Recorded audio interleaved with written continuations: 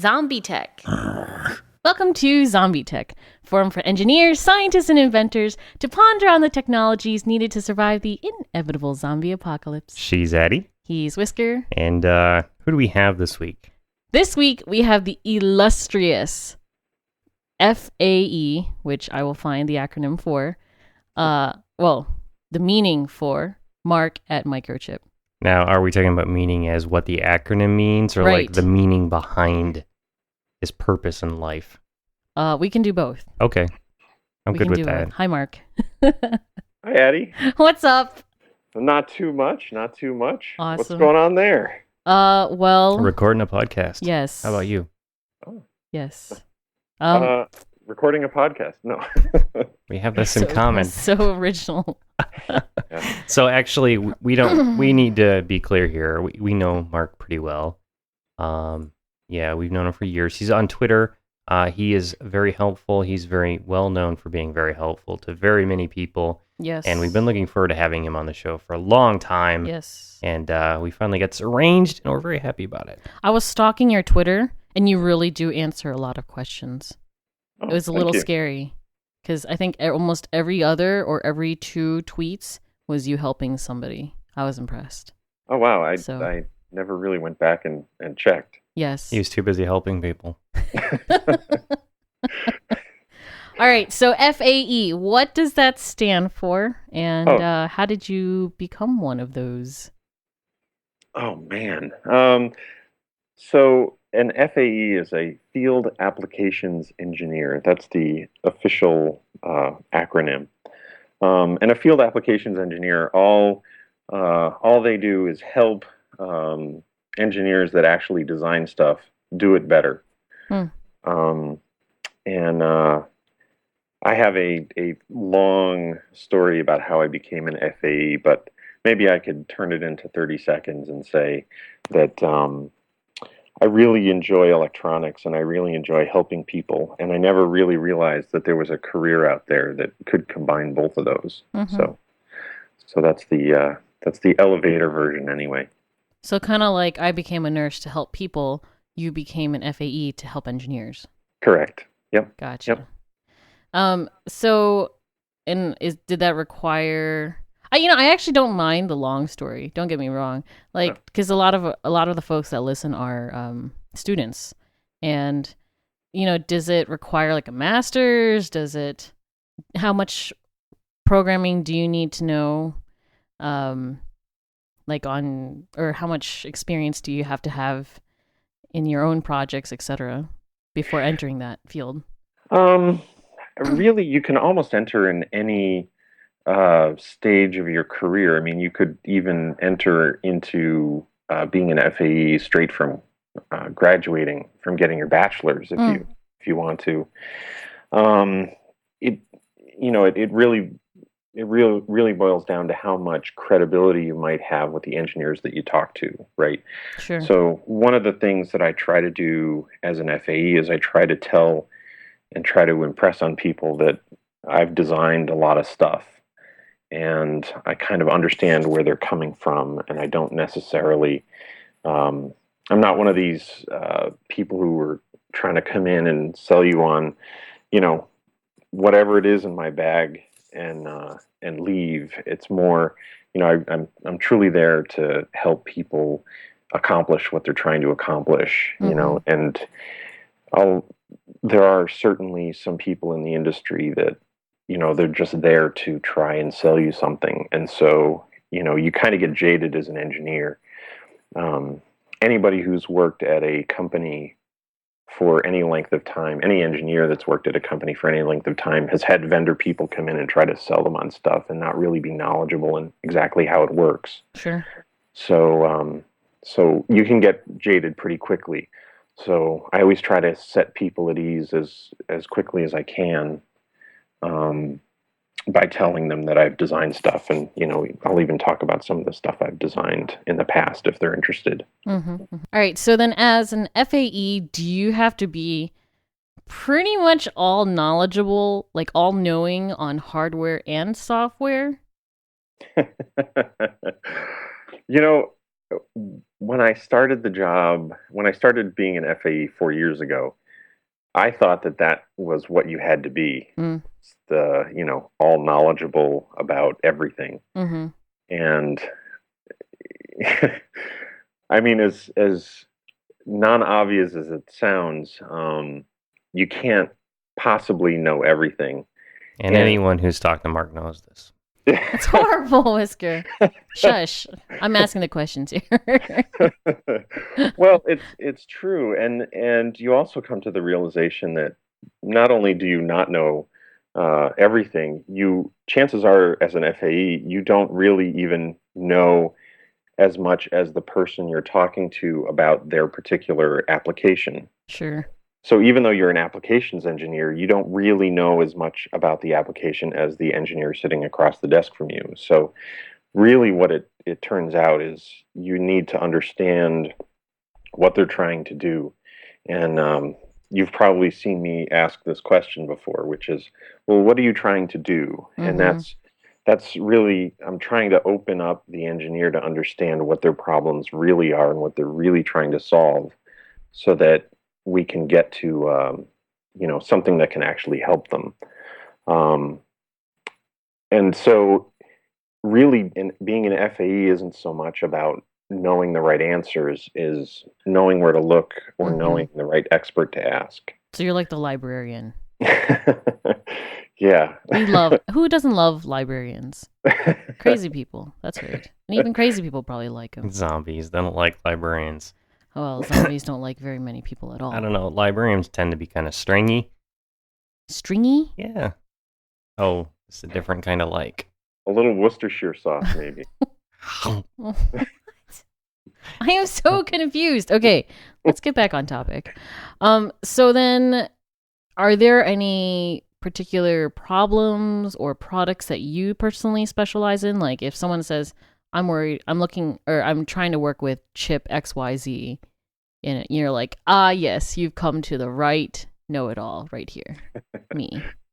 Well, it's funny. There is no know-it-all well, I shouldn't say that, but there are some field applications engineers that have been with Microchip for so long that they understand the chip design, from the ground up. Mm.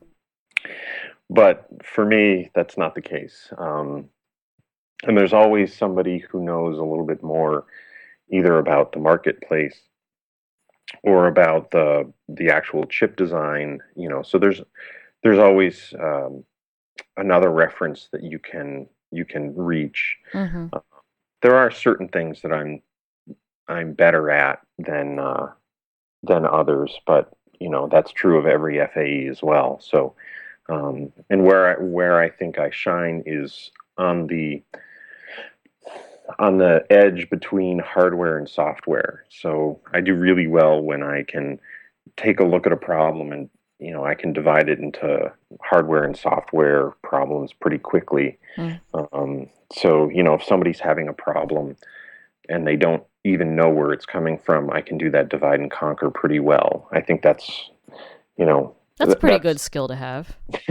I mean, that eliminates about 50% of the time that you need, just by knowing that, like, where the problem is. Right, exactly. So, and in addition to what he was saying there, I've had conversations with people that do like the silicon design of chips, and I've talked to people who are, in charge of marketing chips. And although these people can have 6-hour conversations about the same exact thing, I'm not sure that they could even really talk to each other very efficiently, because the language and the understanding of the thing is so different on those two sides of it. But for providing solutions to engineers, better solutions, you have to be somewhere in the middle of that. You can't be on just one side or the other, because to bring a product to market, you have to pick something that is going to work, is going to be something that can be sourced, is something that can be easily assembled, but also needs to have certain functionality. So you need guys in the middle who, know both sides a little bit. Sure. That's exactly right. Now, can I ask, in terms of your customers, like you said, some of them could be have more expertise in like the chip, or have more expertise in their knowledge of their application, etc. Do you get people who try to confuse you, who like make a conscious effort to call the FAE just to rile them up? I don't think that any of my customers do that on purpose. Although, Okay. sometimes I think a weekly stump the FAE session might be, useful, although not too difficult. Um, but yeah, I mean, there are customers that ask questions that, you know, I find it difficult to think that anybody would know the answer to off the top of their head, and there are plenty of questions that I get that are very, very simple. Mm, And the thing is, you have to realize that if somebody picked up the phone and called you, or they wrote you an email, they were spending time out of their day because they needed help, mm-hmm. and that's really the crux of it. True. And so my job is to parse that and to say, okay, take a deep breath, Right. and then try and figure out, what I need to do. Right. So then, we come from the DIY hobbyist aspect of things. How do you feel about that movement, and how is it affecting the more typical engineering business? Are we talking about our feelings? Yes, but I mean, also the facts. Like, are you fielding as many questions from DIYers and hobbyists as you are from quote professionals? It all depends on the venue. Mm, In my day job, shall we say, um, it's 99% professionals that are contacting me with, requests for information or help. mm-hmm. Um, on the Twitter side, there's a lot of DIYers out there um, that need help that aren't getting it. And one thing that really led me to start doing this, and really reaching out to people and helping them, was that there are so many hobbyists that are doing things with our devices, with microchip devices, Mm-hmm. um, that we as a company, we as in Microchip, really need to be giving back to that community. And so this is sort of my tip of the hat to all the DIYers and the hobbyists out there that use our devices, and repeatedly use our devices. And somebody really needs to be an advocate for them. So that's you know when I put down my goals for doing this, and when I have the discussions inside of Microchip saying, hey, I really want to do this, Mm-hmm. those were the goals, was to give back to that community. Sure.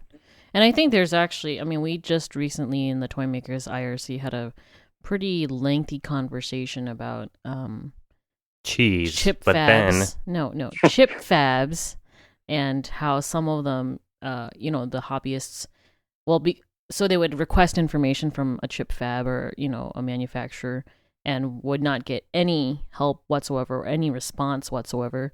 And well, then where does the hobbyist go? Somewhere else. Business ends up going somewhere else. And some of those engineers are the very people who are trying to source parts for their own companies, boards or what have you. Yeah, So a lot of hobbyists out it's there bad karma. have day jobs doing Yeah. engineering. Yeah. And if they use your parts when they're doing their hobbies projects at home, they're going to be familiar with them and bring them up and suggest them at work. Right. That's right, exactly. And Microchip has a long history of working with universities, and we're starting to get back to that. We for a while we weren't doing that all that well, and people who use our devices in school tend to use them as professionals. Mm-hmm. Mm-hmm. And it's to Whisker's point, the same in industry. What you use at home, you're gonna use at work. Right. Because So, you know it. Yep. Yeah, exactly, exactly. And you know, there's some questions about, well, what's the return on investment and things like that. And those kinds of questions I think are not really valid because it would be impossible to measure. Sure. But I think Microsoft makes a good example. They put their product in front of as many people as they can, at a loss in many cases, but in the end, it works out, and they're king of the kingdom. Right. So yeah, so I don't know how many of the people that I interact with are really professional and uh, or have day jobs that use electronics, but to me it doesn't really matter. If I'm helping them out, then I'm happy, and Microchip's happy, and they're happy. So Sure. Now, how do you balance the love of designing and electronics with the needs of a corporate environment such as Microchip when your customers' needs don't necessarily match the strengths? oh, okay. I think I get the meaning of the question, which is, what do I do when I show up at a customer and we don't have anything to help them? Right. Gosh, you got to um, make it so easy sounding. I'm trying to sound professional here. um, I'll let him think for a second. One thing that I've seen many times when people ask questions on Twitter and on IRC, when they don't have an answer, the answer that they often give, more often than not, is you should ask Mark at Microchip. wow. True. Very true. I've seen it happen many times. True. So do you have a Mark at Microchip that you can direct people at Mark at Microchip? Wait, now I've completely forgotten the question. Um, totally threw me off. So if there's a situation where you're trying to help an engineer and there's not any readily available stuff that you can point them at, what do you do? Okay, so geez, I was just having this discussion with child number one not too long ago. What do you do when you don't know what to do? So in Microchip, there is a huge infrastructure in both in engineering um, and in design that can really help you out. So a little known fact is I want to say a majority of the people who work at Microchip have engineering degrees. Um, Although that may be incorrect, so maybe I shouldn't have said it out loud. But there are a lot of engineers at Microchip, and so if I don't know the answer to the question, um, I have application engineers that reside, all across the globe that are domain experts in a question I'm asking. And then if they don't know the answer, we can go back to the silicon designers and ask them as well. Wow. So there's a chain of people that I can ask, so that whether you're whether you're a maker in Rochester, Minnesota, or you're a very large corporate entity, we can answer the question. So It's a bit like ZombieTech guests then. Any question you need answered, the person we're interviewing today might not have an answer, but if you go back, there's a whole lot of experts on other stuff, and because it's a bit of a family network thing and it's all connected, you can always get down to the bottom of something. Right. Correct. Yep. So then let's say I'm asking for chip X that does A, B, C, D, E, F, G. And you've talked to the other FAEs, you've talked to the silicon makers, and there's nothing that does that. Do you then say, well, instead of that, we can offer you, GHI? Or do you say we could design this chip X for you? Like, what are the options at that point from your standpoint? Yeah, so as a general rule, we don't tend to design chips for customers. The really what it ends up being is, I try to find the best fit. So let's say, we don't have certain features, but we do have others. I like to stick to the positive and say, well, we have these features that you need. We just don't have these other ones. And that's, that's how I approach it. And, it's not. I'm not trying to do a tap dance around it. I tend to, address it head on and say, well, we have these features, we don't have these others. A big one that, comes up a lot is, well, do you have ARM? A lot of people ask about ARM microcontrollers and Microchip, and we don't have an ARM-based microcontroller, but we do have processors that compete and very well. So, talk about the strengths that we have, and if it's what the customer needs, then they'll decide to use us, and if it's not, then they won't. Sure. So, but I try to be as fair as possible. Sure.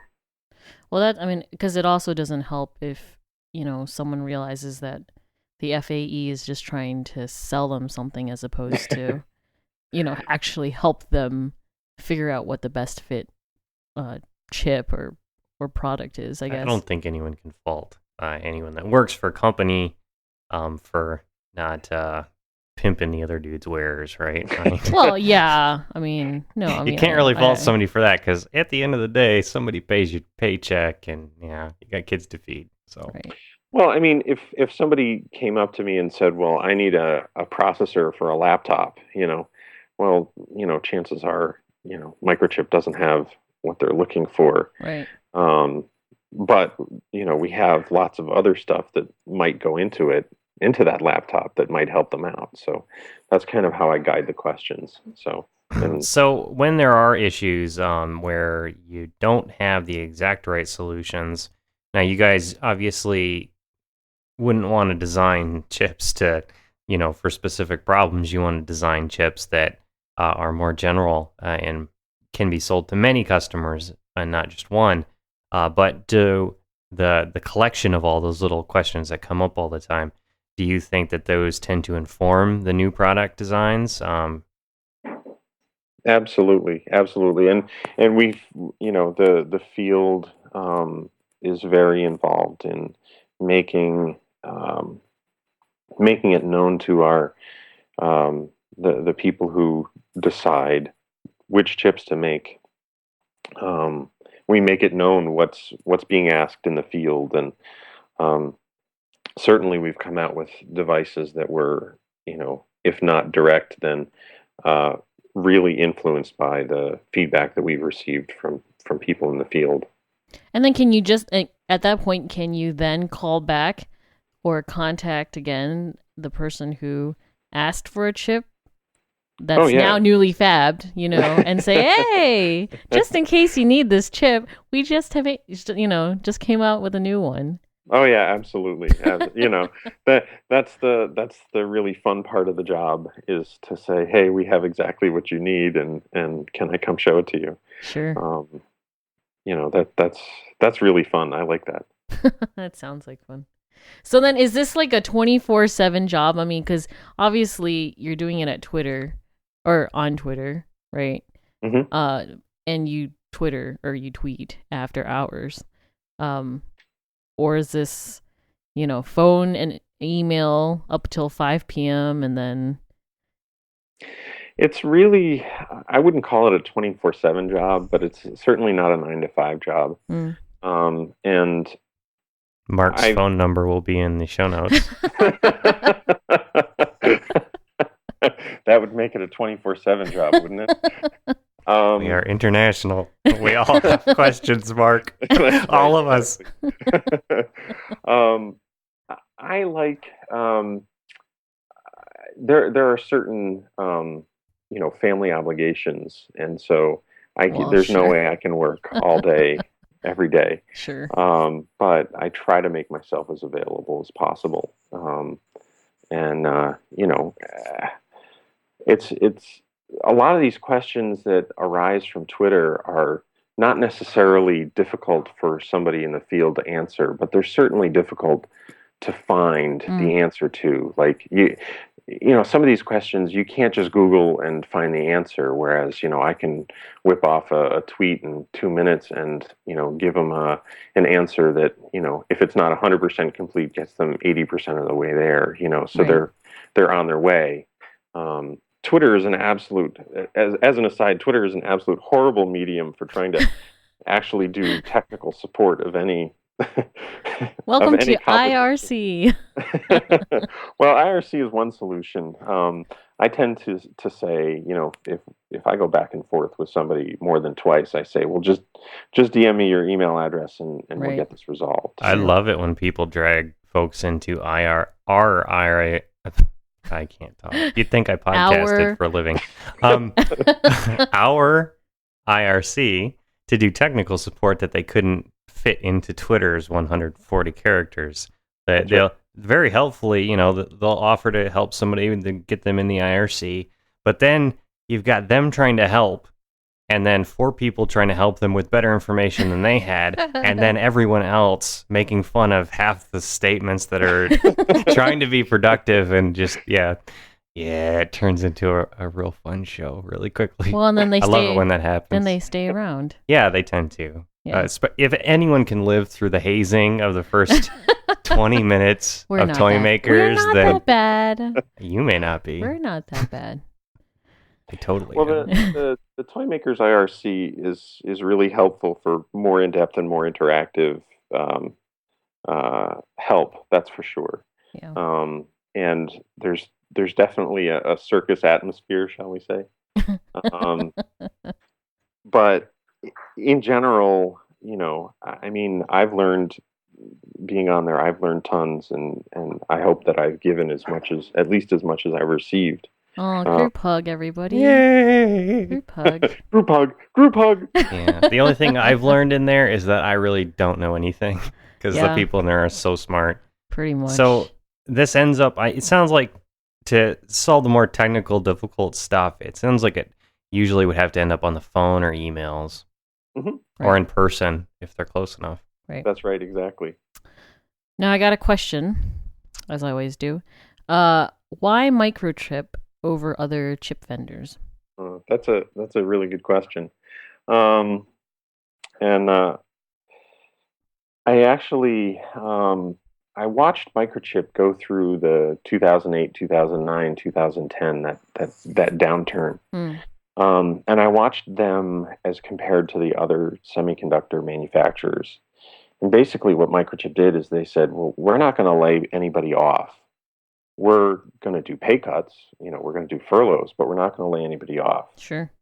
And the reasons for not laying anybody off was basically a decision that was made by, it wasn't necessarily just a management decision, or at least it didn't seem that way. Mm-hmm.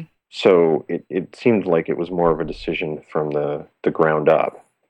And that really, really impressed me, to the point where I knew that I wanted to be a semiconductor FAE. I went from just that to knowing that I wanted to be a Microchip FAE.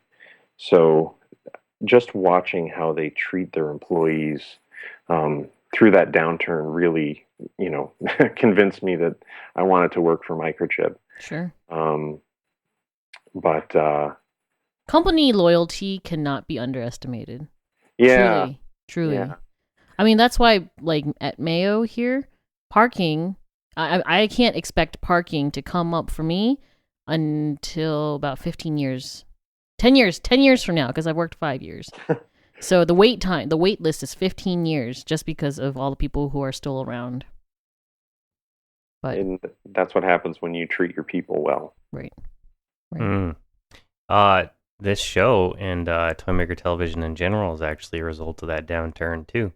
I really? closed down my company because I saw it all coming, and I knew that I wasn't going to be able to keep doing what I was doing. So I invested in doing this instead. So I hope all of you enjoy it. Mm-hmm. So another thing that you do besides be the guru of Microchip as FAE is you like work with maple syrup. I know that's a really big topic change.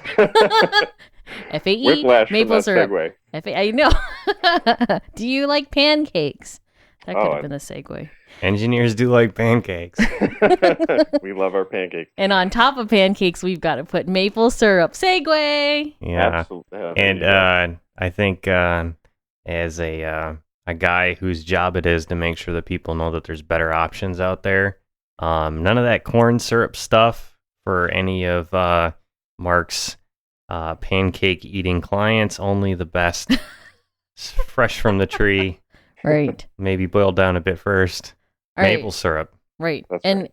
now, just a couple weeks ago, we talked to Ken, who does who works with bee spit. Oh, beekeeping, yes. Right. Oh, yeah. Apiaries. Bee Right. regurgitation. Yes.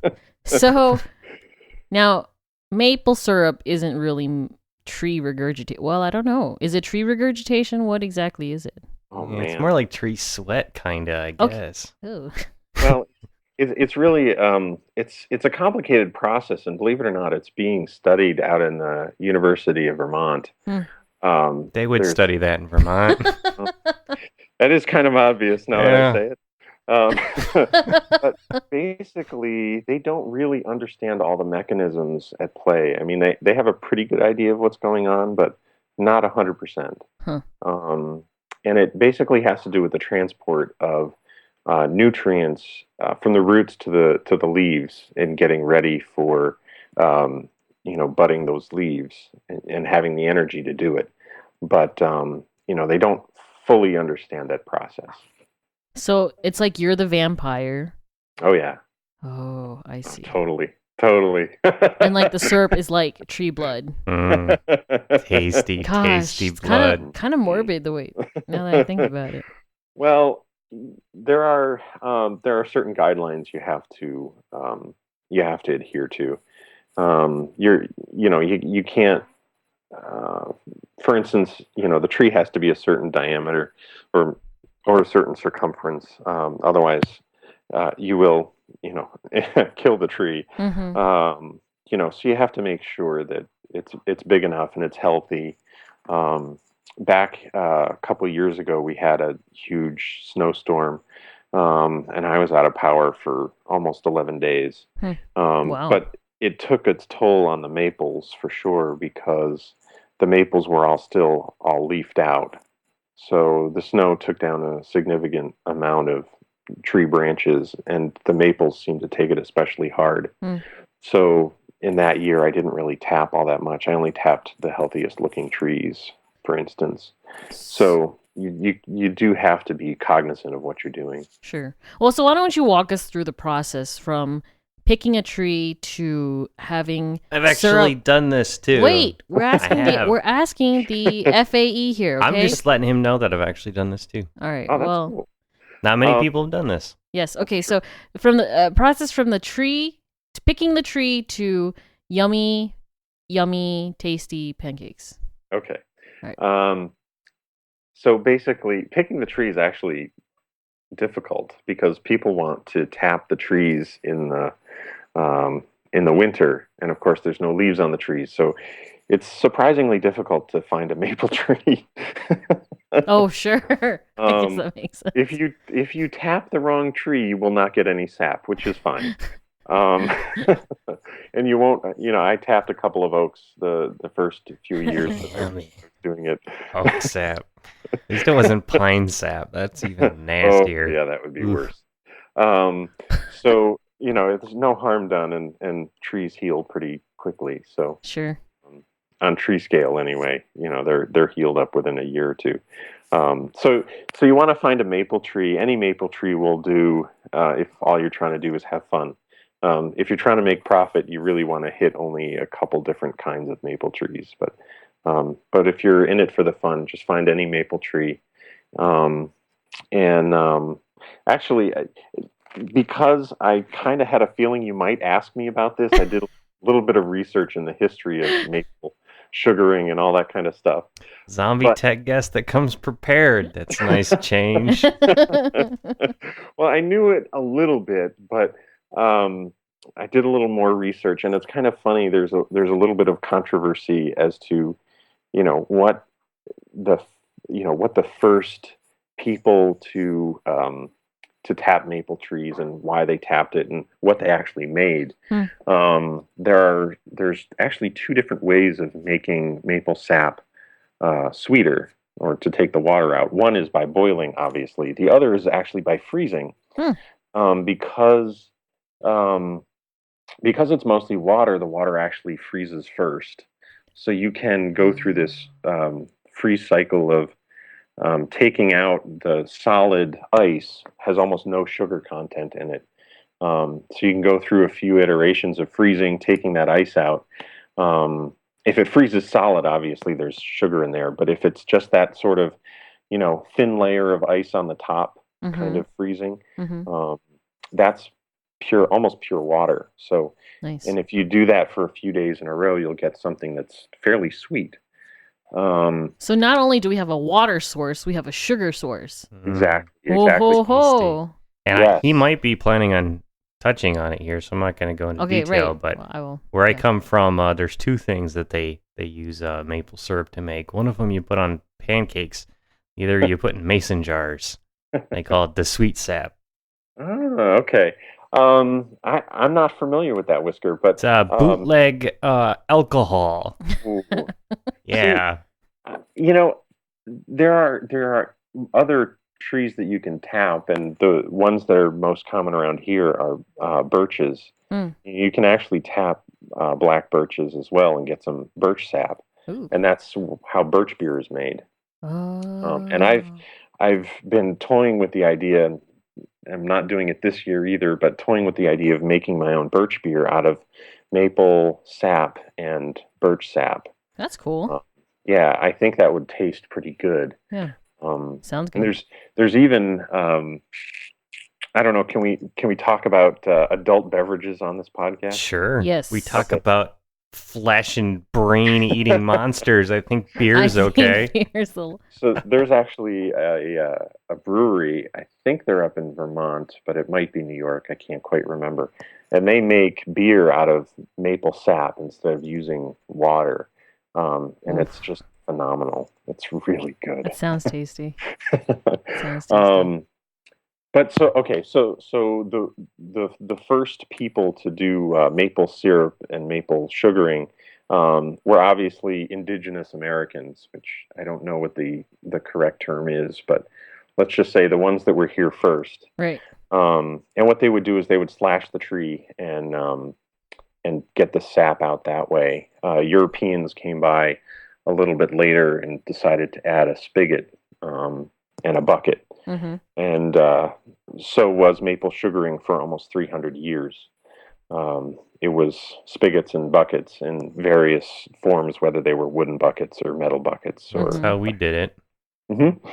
And then, recently, within the last, I would say, 20 to 30 years, you're seeing this increase in commercial production of maple syrup. Mm-hmm. So you're seeing things like blue or black tubing going through stands of maple trees, so-called,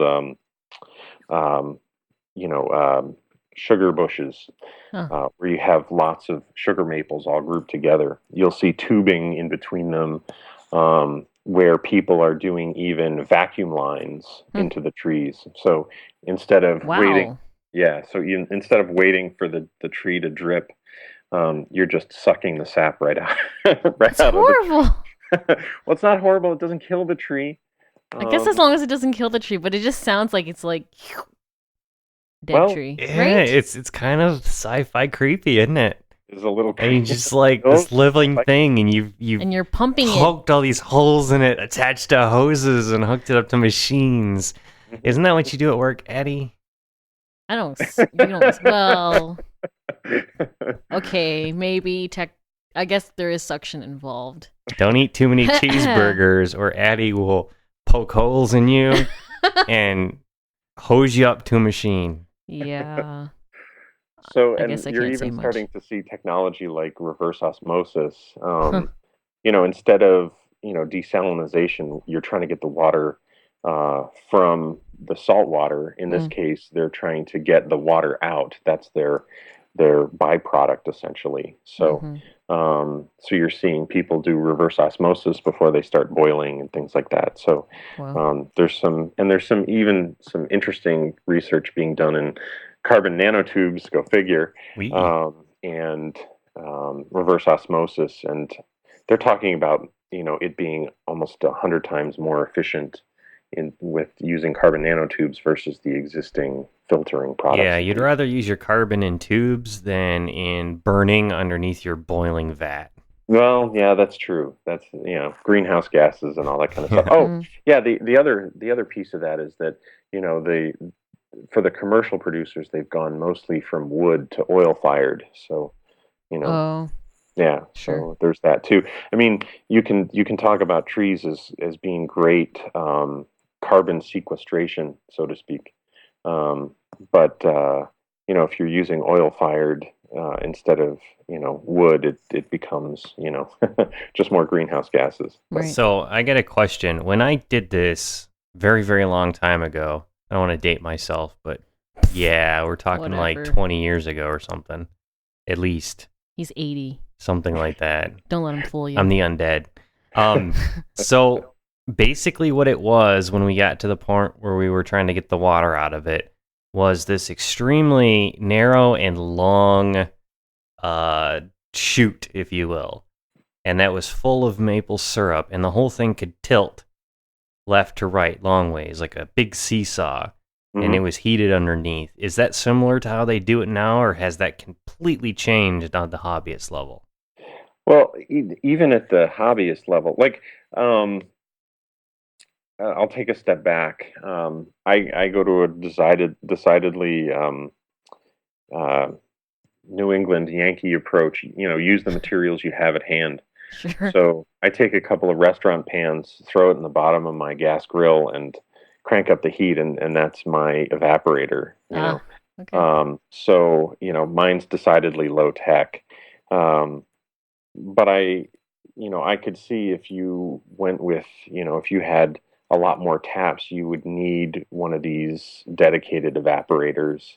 And yeah, they tend to use gradients, so that in a way that I don't really understand, because I don't use them, where the higher concentrated sap goes from one channel to another, so that on one side you have almost fresh sap boiling away, and on the other side of it you have almost finished syrup. And I don't understand the physics of how that works. I didn't didn't look into it because I'm not one of those people who uses it, but it's fascinating to me. I'd love to understand how it works. I just haven't gotten that far into it yet. So just a couple questions. So, in terms of tapping into the tree, is like, how long does the tap need to be? How deep do you go? Well, I guess it's the same thing. So, how long does the tap need to be? And then also, how much can you get in your bucket over, say, 24 hours? Oh, yeah. It's interesting in that it's all what nature wants to give you. It's all dependent on temperature gradients, whether the sun is out, whether it's a cloudy day, how the tree is feeling that day. Well, maybe that's a little exaggeration. I guess that makes sense. But yeah, sure. Are we talking about our feelings? No, because I mean, Again. trees, like say it's a really hot day and the trees are sweating, right? Or like it's a sunny day and a lot of photosynthesis is going on, then they're going to need a lot more energy. So more sap is going to be flowing. I think you have that a little backwards. It's okay. We can save this one. I don't think it is. Sap only runs when the days are below freezing and the nights are below freezing and the days are above freezing. So and there's no leaves on the trees. So there's no photosynthesis occurring. Photosynthesis is a way of turning sunlight and raw materials into energy. No, but I thought sap was... Whereas sap is a way to take stored energy and raw materials and turn it into biomass. Stored. Yeah. I see. Yep, Okay. exactly. All right. Never mind. Go ahead, continue. So So maybe it's not so much a vampire sucking blood as it is somebody like a zombie eating somebody's It's liposuction. love handles. It's liposuction. Yeah. something, yeah.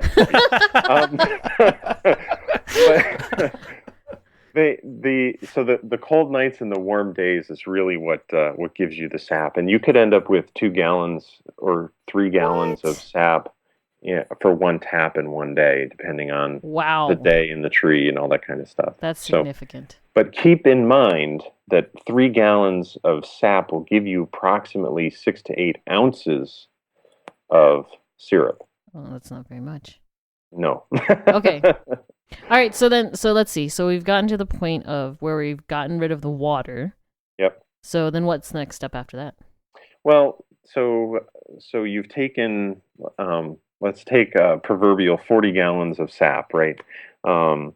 You've taken that down to approximately 1 gallon of syrup. And I don't produce on that kind of scale, but just as a visual, maybe you can picture 40 gallons and 1 gallon, or 40 liters and 1 liter. Okay. And it takes a considerable amount of time to get, from one to the other. And it takes constant watching over, but not necessarily intense watching over. So typically, when I gather my sap at night, we'll be having dinner, and every 20 minutes a timer will go off, and I'll add more sap to the boiling cauldron at the bottom of my gas grill. And about 6 hours later, I end up with something that's not entirely unlike maple syrup. And I'll bring it in off the boilers or off the burners, and I'll bring it inside and boil off the rest. And typically there's 2 standards. There's a Montreal standard and there's a Vermont standard, but I go by the Vermont standard, which is 67%, 67% sugar. Okay. That doesn't sound right though. Anyway, Vermont standard. That sounds tasty to me. 7 bricks. It's approximately 4 degrees C above the boiling point of water is where maple syrup occurs. So you boil until your temperature is about that, and you have syrup. And that's if you want to sell it. That's the official point. But anywhere in that neighborhood is going to be something that's absolutely delicious on pancakes or French toast or what have you. Sure. One of the things my kids did, which I thought was sacrilegious, was we made some strawberry ice cream, and they put maple syrup on strawberry ice cream, which sounds absolutely hideous, but it was sounds pretty good, actually. Delicious. Awesome. And they mixed in the maple syrup into the strawberry ice cream, and it was phenomenal. Nice. Nice. So then, like, in terms of, whenever I go shopping and I see the maple syrups, you see, like, 100% maple syrup versus grade A and grade B and all that. Like, what's the difference? What should I, as a consumer, be looking for to get the best? Oh, so that's the funny thing about maple syrup is there is no the best, right? So people, when we have people over to sample the maple syrup that we've made, I show them the spectrum of what I produced over the course of the season. Mm-hmm. In the beginning of the season, it's really, really light. It's golden colored, lighter than honey kind of colored. Mm-hmm. And at the end of the season, it's dark, like a mahogany kind of dark. Mm. And people say, well, there were different trees that made this, the darker syrup versus the lighter. And I go, no, same trees, different time of year. And even the way it tastes is totally different. The lighter stuff is very, you get vanilla taste, you get almond tastes, you get honey taste to it. The darker stuff is like coffee and chocolate and very dark and deep, right? So, unfortunately, they grade by color and not by taste. Mm-hmm. So my favorite is grade B syrup, Okay. which is a very, very dark syrup, but it's Right. very flavorful, and the most maple tasting to me anyway. And it's, my family actually, the dark syrup goes the fastest. And I also like the light syrup, but nobody else in the house does. Well, Uh, I absolutely love the lighter stuff. So, Ken brought over honey from his bees. I'm just saying, well, if you want to walk over, I'll hand you a bottle for sure. No problem. So then, in terms of, I mean, I know that depending on the weather of the day, you can get certain amounts more than others. Does the season or does the previous season's worth of rain or weather have any effect on the quality of or the taste of the maple syrup produced each year? Yeah, it's always a little different. If you look at what Montreal is doing with their sugar and their syrup, it's all very standardized. It tastes pretty much the same from year to year. Mm. I'm not a fan of that. I like getting what I get. And last year was an absolutely horrible year for maple sugaring. Mm. There were really only in the area that I live in, there were really only 3 days where the syrup or where the sap ran. And so Wow. I got a light Here medium it was stuff. winter one day and summer the next. So I don't Yeah. imagine it was very good. You're on a similar Yep. latitude to us. Yep, exactly. So that year, we got very little sap and very little syrup, but it was good tasting. This year, the trees just wouldn't stop. Mm. So I was boiling, sometimes 5 days in a week. Wow. And getting, really good syrup, but it all tastes a little bit different. I mean, one day to the next, it'll, taste slightly different. I mean, I got the darkest syrup right in the middle of February, Hmm. and as it got towards March, it lightened up again, which was sort of weird because usually it goes from light to dark. So Right. it really is, whatever the trees want to give you. Very interesting. And we really haven't had those days here in Minnesota yet. It doesn't seem like it's getting up past 32 quite yet still here. So I don't know any Minnesota listeners, if you got maple trees in your yard, maybe still some time. There you go. Hmm. Get a tap, hang a bucket, and start boiling. Yeah. So a couple minutes, but I hear you have the most over-engineered project in the world. What is this most over-engineered project? Because we love over-engineering. So. Okay, so it's a temperature humidity sensor for my daughter's crab tank. Okay. And it's it's just taken on a life of its own. So got a temperature sensor, got some LEDs, and was working with that. Actually, I ended up using a board from Todek, one of your or Jason Todek, one of your past guests. Yep. Yes. He actually sells a board that I'm kind of hooked on. It's a 20-pin board you can use any pick from 8 pins on down to 20. And they all fit into that board. Anyway, so I used one of those boards and a temperature humidity sensor from Adafruit and hooked that up and got some LEDs and, showed how I could change the colors and, got all excited. And, hey, what if we had a meter? So then Adam, the Rengineer, another former guest. Yeah. Another former guest, he made a stepper board. So I bought a couple of those because we have temperature and humidity. So I'm in the process of hooking those up. And we drew some, and I think it's on my G Plus, drew the crabometer, or whatever we ended up calling it. I can't quite remember, but happy and sad crabs and all that kind of stuff for different atmospheric conditions. And then I got after all of this, I got the Well, I wanted the gauges to go on my door so that I knew, what the temperature and humidity were without actually, like going into my room. Oh my gosh. So, So we have there's like gonna be a wireless transmission. There's going to be a wireless component to it as well. So it truly is the most over-engineered temperature and humidity sensor possibly in existence. But Especially since hermit crabs are pretty resilient, aren't they? they're finicky. Are they? Oh, Oh. they're tough. So they're a lot of fun. He's got to replace him at least twice a week, without telling her, obviously. No. There's names and we actually just lost Shelly. Oh. Shelly. Oh yes. boy, that's a good name for a hermit crab.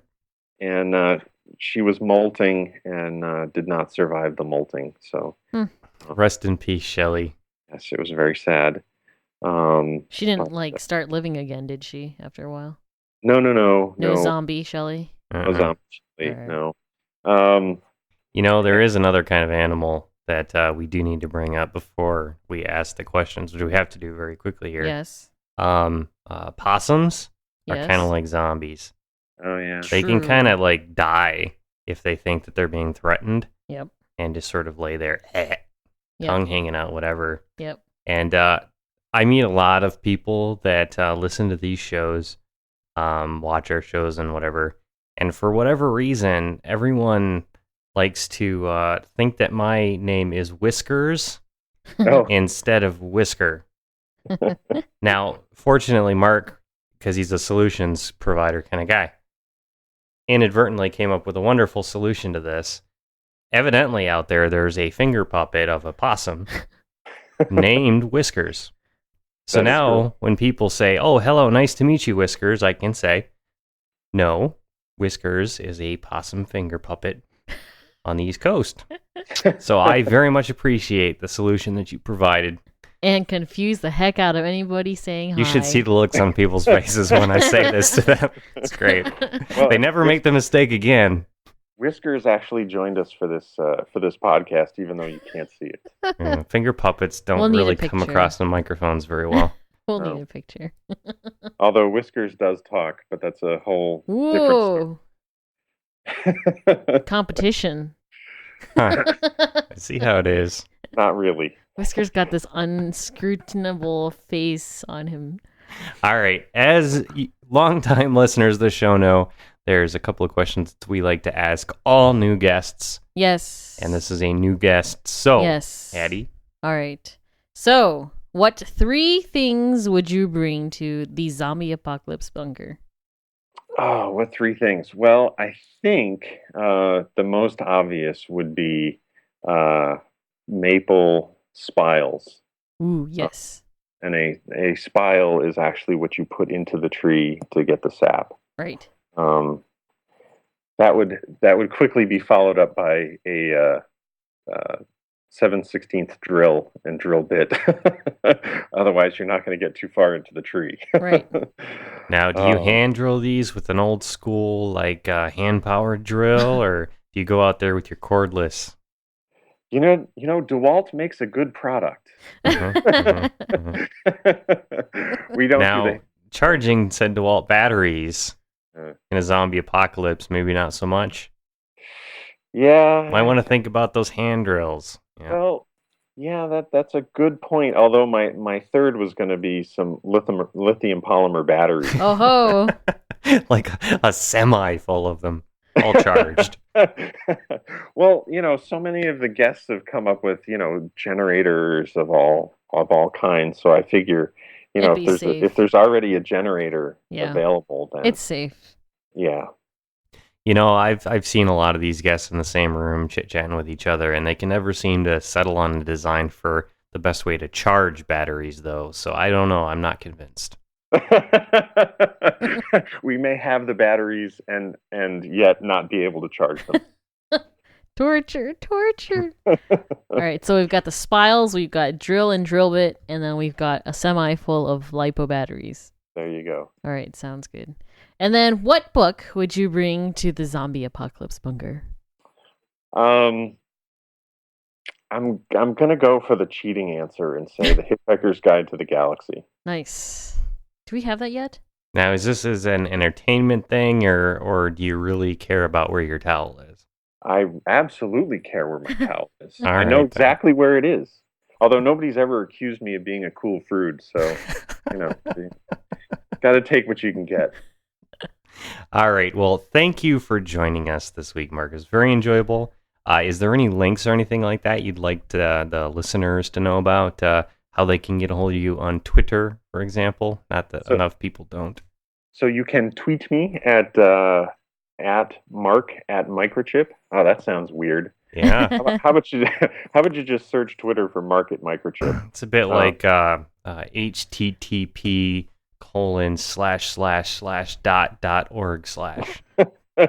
That's the one. Or you can just tweet Microchip Tech, because I'm constantly looking for people who are tweeting my corporate Twitter account, and so I'm always looking at that as well. Mm-hmm. We'll definitely put links to those in the show notes. Indeed. In case you got confused by us saying them out loud. Cool. Sounds good then. All right. That's it for us for this week. That's all the time we have. You can find this show at ZombieTech TV. We put it up on Thursdays when there is an episode anyway. Yes. And if we emailed you asking you to be on the show, it's because other people asked us to email you. Yes. Answer our emails. Come on the show. People want to listen to what you guys have to say. Correct. That's it for us. We'll see you guys next week. Bye.